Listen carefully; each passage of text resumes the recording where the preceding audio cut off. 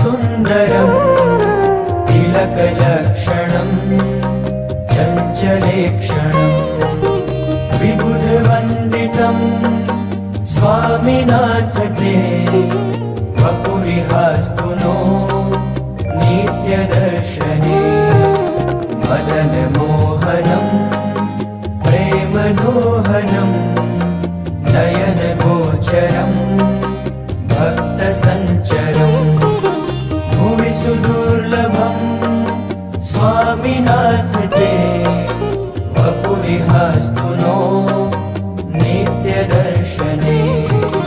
निजजनैः सदा वाञ्छितं हृदा